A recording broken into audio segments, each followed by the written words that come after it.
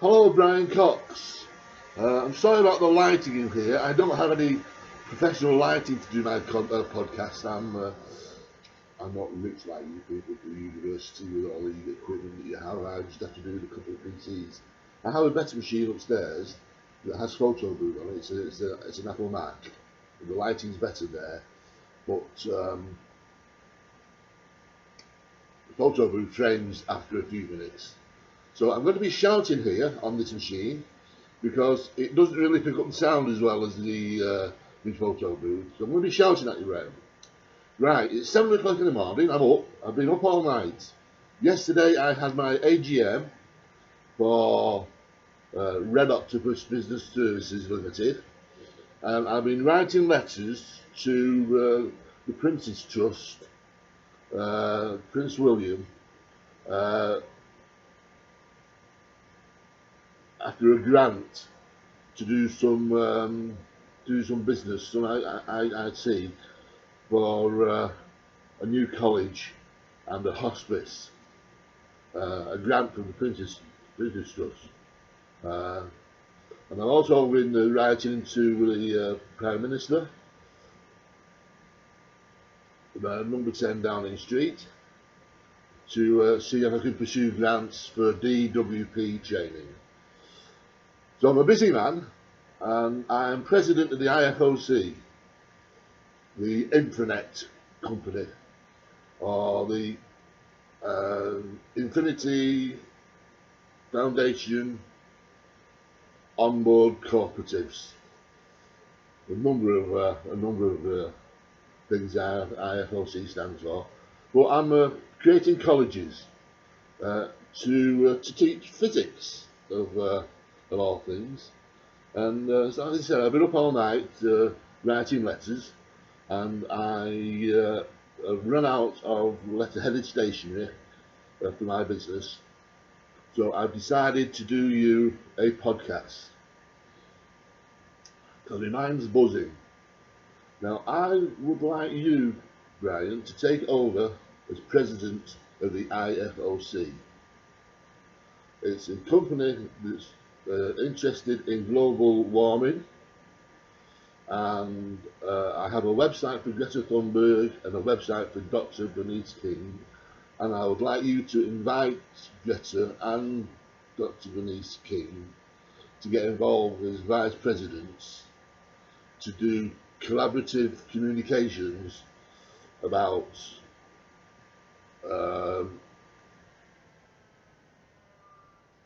systems for global warming, and how the companies can meet their carbon targets. I'm not an expert on it. It's something I need to research myself. I've not done the research yet. I've not started the research, but I'm hoping that it's something that yourself and Dr. Bernice King and Greta Thunberg will take forward with some help from myself on the internet. Now, Richard Gilbert is my partner. He's a Microsoft certified engineer, programmer, and he's created forest404.com, which is an internet search engine which is making money, only a little bit because we've not advertised it yet, and the money from that will go into planting trees.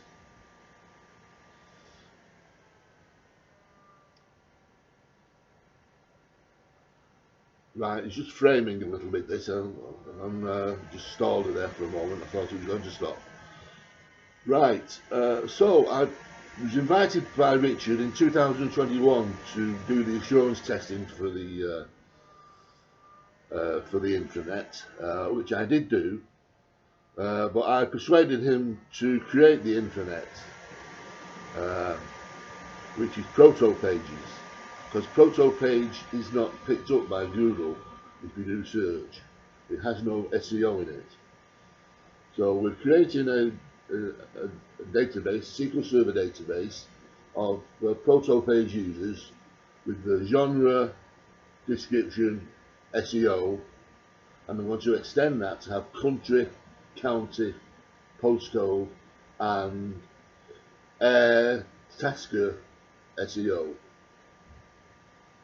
Airtasker is a new internet service for people who want to advertise their skills. But primarily now I want us to focus on global warming and systems for carbon emissions. So like I say, I'm not an expert, but I want to get the kids involved in physics from the age of about 8. Now, I did physics and I thoroughly enjoyed it. I did it at A level, and I've been remembering some of the things that I did at A level. It's 50 years ago now. We did an after school, an after academy in electronics, and we used an oscilloscope to build we built radios, and we used oscilloscopes to pick up a sinusoidal, long wave and medium wave signal. That was one experiment that we did. We did calorimetry, which was naphthalene, which we heated up and then allowed it to cool. And that was to measure the energy states of a particle as the substance changed from a liquid back to a solid, and the temperature shot up again. And that was explained to me. That was it was an electron moving across a band in the atom. We did the bubble chamber experiment, which was lycopodium powder going between 2 plates, and we had to look at it under a microscope to get one molecule suspended between the 2 plates. We did Newton's law of motions with carriages and ticker tape, and we did particle physics with again with lycopodium powder over a bed, a rubber bed where we dropped marbles, and it picked up a trace of where the electrons flow, and using that imagery we went into, and I forget the name of it, tubes, X-ray tubes, with voltages on, so we could show how the electron beam bent with the changes of voltages. We did light experiments with interference patterns, and it was all good stuff. And my physics book was a beautiful document, and I got A+ for every result. What physics gave me was the measurement to measure an event, to put data into a system and measure it and get a result. Now, I became a computer scientist. I had in the physics lab a Texas Instrument machine where I could program the calculations of the experiments I was doing, and it would give me my results. I was allowed to take the machine home at weekends to put my results in and to calculate my results for my physics book. And it was a beautiful book, and I regret losing it, because it was a fantastic document, and I thoroughly enjoyed creating it. So I wanted to be a computer scientist, and that's what I became. I left school. I dropped my maths. Silly, really. I dropped my maths when I came to the A levels. I dropped out of school in the second year of A levels because I got a job, and I was going to Europe for a year. I wanted to go to Europe to learn languages. So I dropped out of school, but the work that I did on my physics got me through the A-levels. But sadly, I was silly really. I didn't do any applied maths, and whilst I was top of the school in maths and I was being put forward for competitions, I missed out on my mathematics, which was really silly of me, but I was ill-advised by my parents. They told me that I didn't need to go to university, that I could get a job and I could work my way up through the apprentice system, which I did. I became a management trainee for a use all round in a management company. Where my father worked, got me a job, and I became a management trainee, and by the time I was 20, I was a manager in the IT department, and I did very, very well. I eventually became head of business systems. I was in manufacturing, program manufacturing systems. I was operations analyst. I looked after the mainframe. I had a team of operators. And I came out and did programming, and then I came out and did business analysis. And I went then to Hoskins, who were the top consultancy firm in the UK.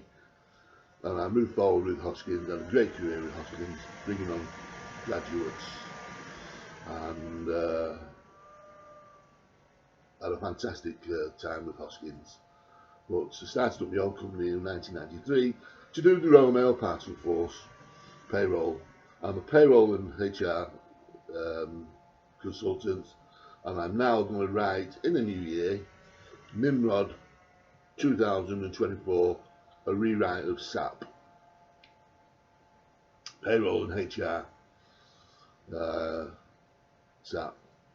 And I have a room here in my house which is full of specifications and documents from Ingersoll Rand when we were taken over by Hoskins in a facilities management deal in 1988. So I've got lots of specifications, lots of systems here that once we've got up and running with Blazer and Azure running, we'll be looking at creating systems. I also have a training manual from Tom Shaw, who's the company trainer, the company's psychologist. It's about 3 inches thick of all his training courses. I'll have to dig that out. They're all handwritten, so I'll have to go through them and create some courses. So Brian, here's a short video for you, 15 minutes, and I would like you to take over the mantle to become an agile project manager and manage me, and Richard, my programmer, and Bernice King and Greta Thunberg, and let's do something for global warming. Let's see if we can get a research group together of some top people in the world to get some. I believe there is a Horizon group. I used to watch Horizon. I used to love Horizon, but I believe there's a group of scientists called Horizon that's doing some work on global warming. Let's start up if we can find some industrialists, some company men, some engineers,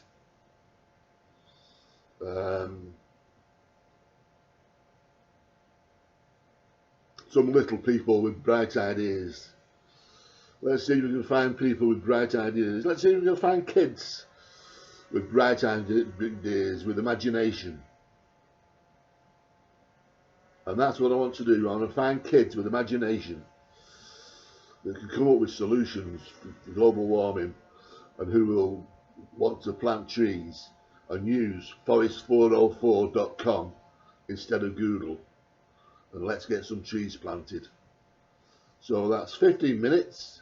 Happy Christmas, Brian. Your postcards, Christmas cards in the post. Good night, Vienna. Long live the king.